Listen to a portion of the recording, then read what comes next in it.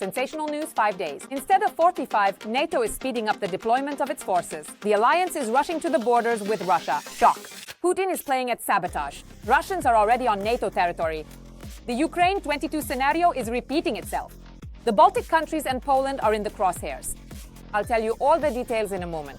Hello, this is Ukraine Today. I'm Victoria Panchenko, and here are the latest events. 5 days instead of 45, NATO is hitting the afterburner. The alliance wants to rapidly deploy troops to the Russian borders. Right now, the situation looks like a stalemate. Worn-out bridges, mismatched railway standards, and bureaucratic red tape stretch the NATO army's journey to the Russian border to as much as 45 days. A telling example. After Russia's full-scale invasion of Ukraine, France sent tanks to Romania via the Mediterranean Sea instead of taking the shortest land route through Germany. This was reported by the Financial Times. According to estimates by European officials, it currently takes about 45 days to transfer troops from key Western ports to countries bordering Ukraine or Russia. The goal is to reduce this time to 3 to 5 days, that is, to make it 15 times faster.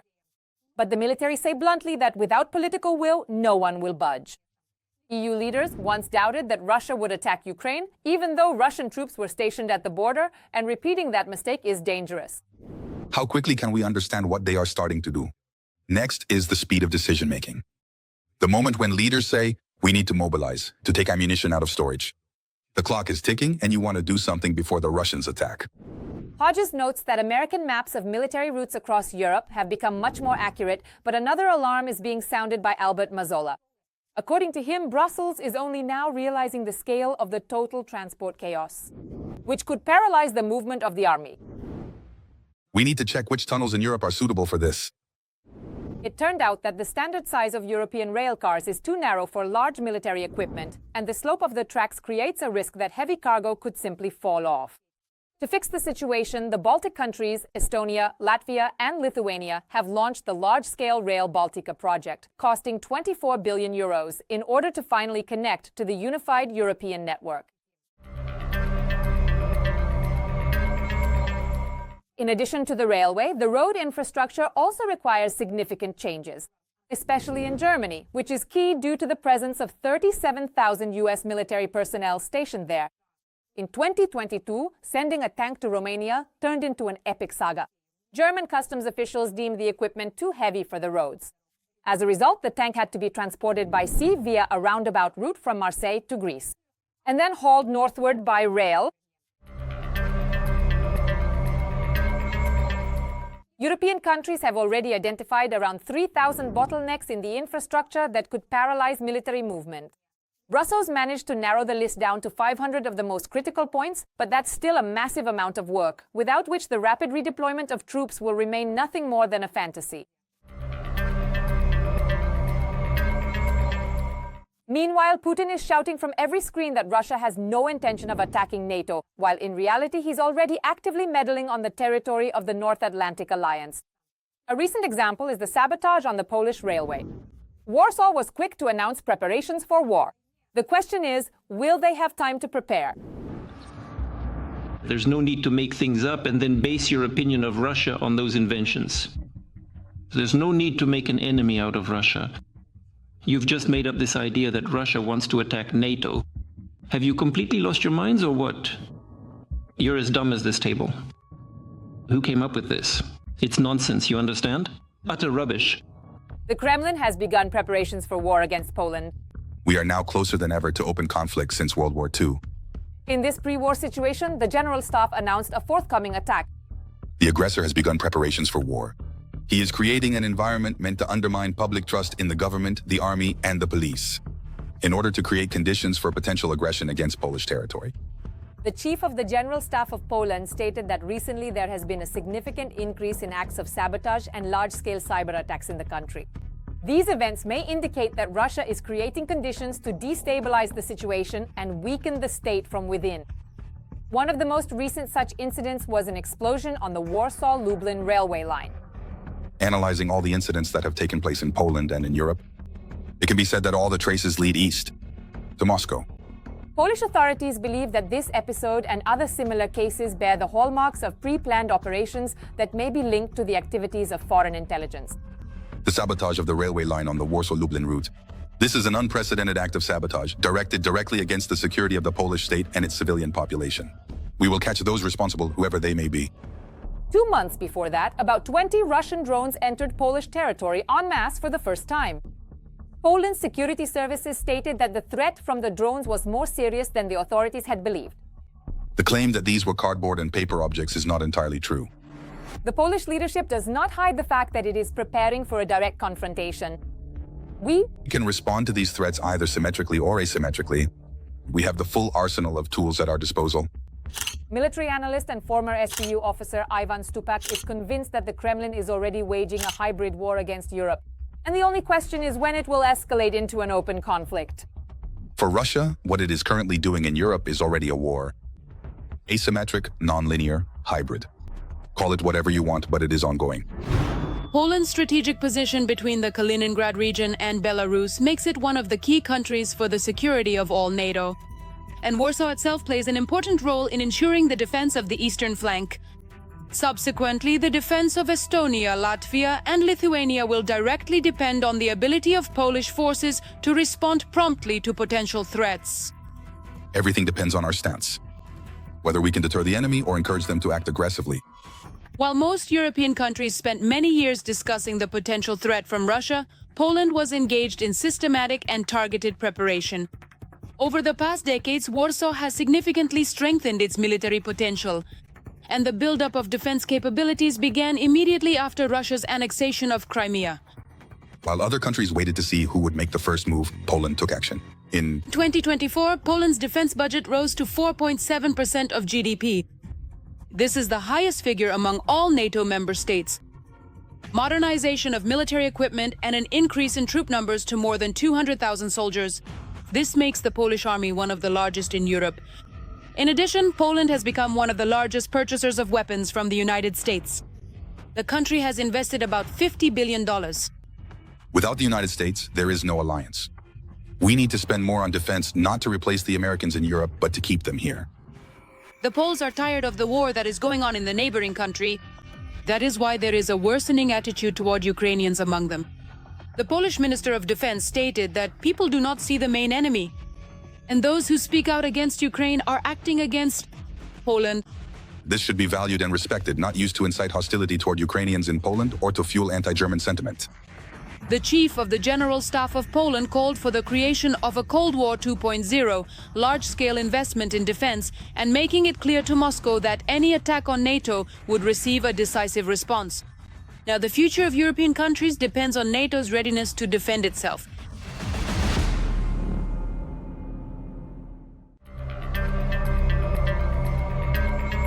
Every voice matters. Join our community, support independent journalism, and help us bring you the truth from Ukraine. Become a member of Ukraine today. Join us now. No more unity. Moscow is preparing the ground for an invasion of the Baltic states as well. The Kremlin is once again stamping out a Ukraine 22 scenario. Under the guise of fighting imaginary Nazism, Russia is probing the weak spots of NATO's eastern flank and has already set its sights on Latvia. The situation is reaching a boiling point. You can see all the details right now. Representatives of NATO countries, especially in Europe, especially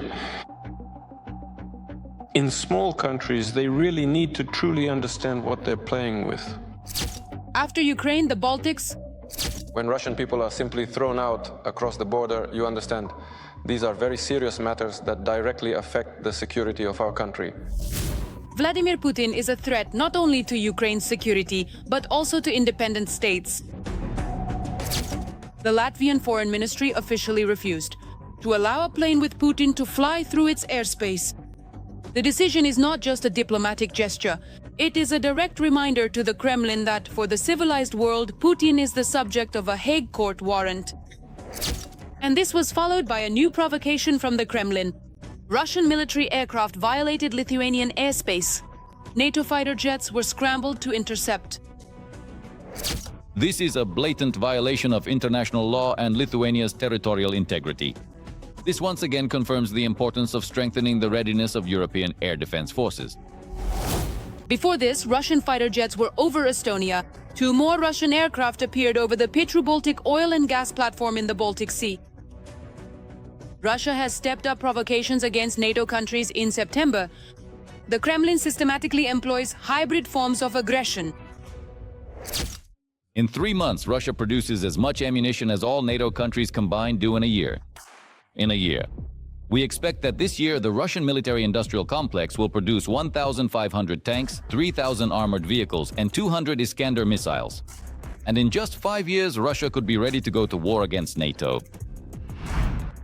For Putin, taking Ukraine is not the goal, but just a step.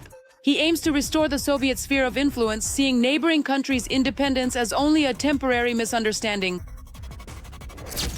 In those countries considered the most unfriendly, where in fact there are a lot of relocants, Putin received 56.82% of the vote. In Estonia, it was 75.22%. In Latvia, it was 70.6%. Tenths of a percent.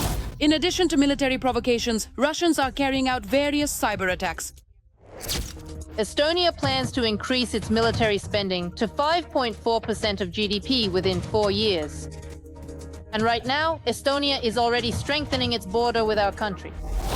Russia can come up with hundreds of pretexts for invasion. The Kremlin has already found familiar narratives for the Baltic countries to justify its invasion. In fact, it can truly be called fascism when the authorities acting in their official capacity do everything possible to enforce policies of forced assimilation. This includes not only targeting ethnic Russians, but also extending such measures to other peoples and minority groups living in the country. Forced assimilation here refers to efforts to make these communities abandon their own languages, traditions, and cultural identities in favor of the dominant culture.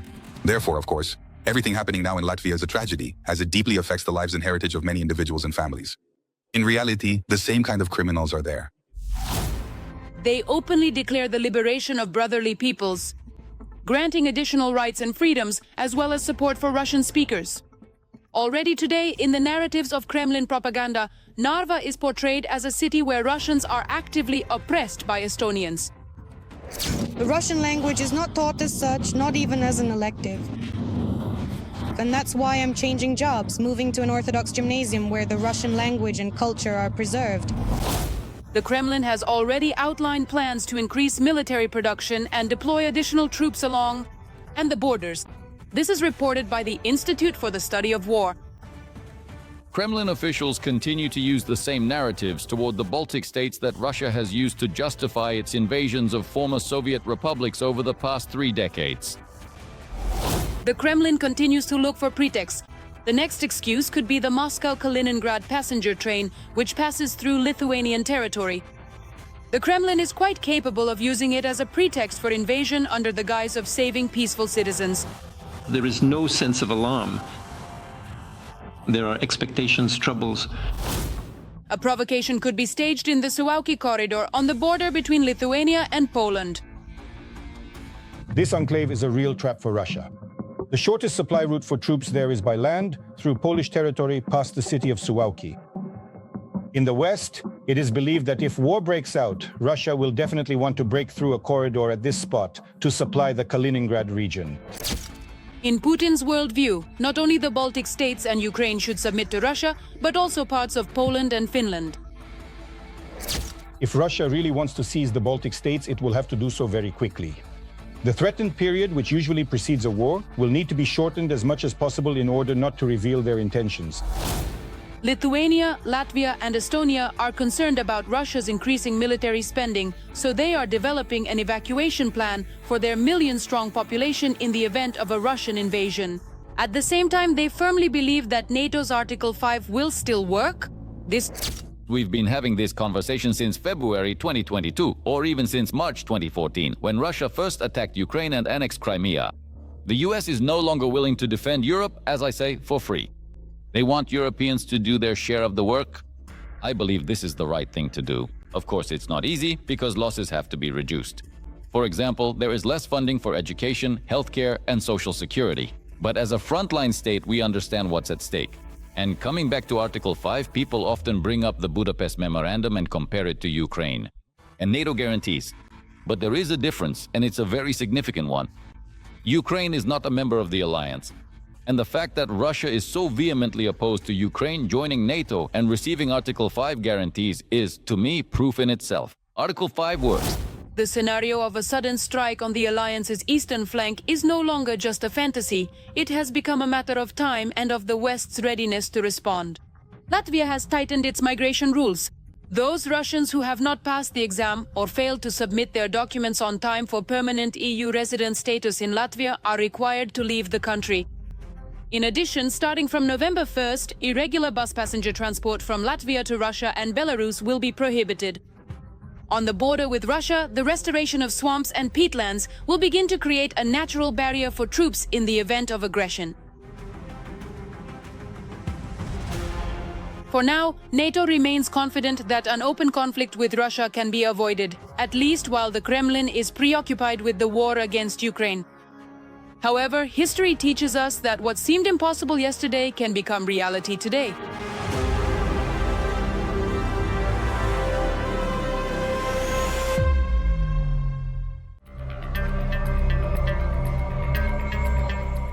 NATO is not sleeping. Just a month ago, former commander of the US Army in Europe, General Ben Hodges, stated coldly and confidently that if Russia dares to enter alliance territory, Kaliningrad and the Russian bases in Sevastopol will be reduced to dust. Such a scenario would be far too costly for the Kremlin. How this catastrophic scenario for Russia could unfold, watch right now.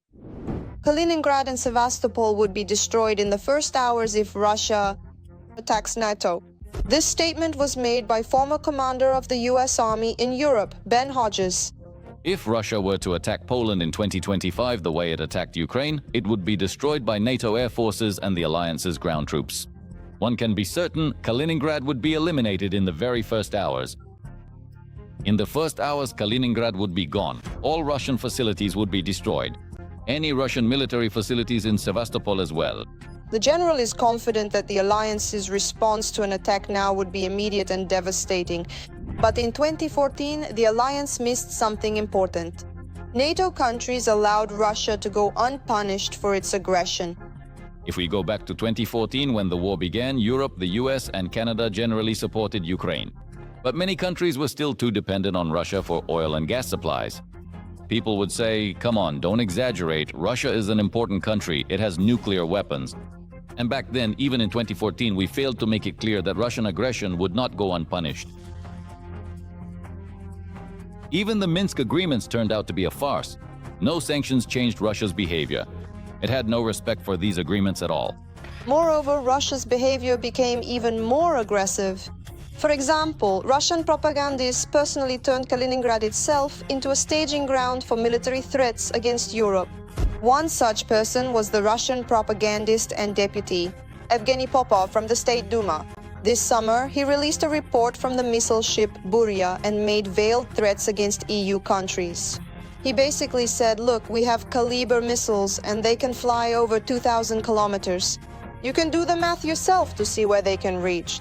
Considering that we're in the Baltic and the range of the Kaliber missiles is roughly plus or minus 2,500 kilometers, it's easy to calculate the possible strike zone.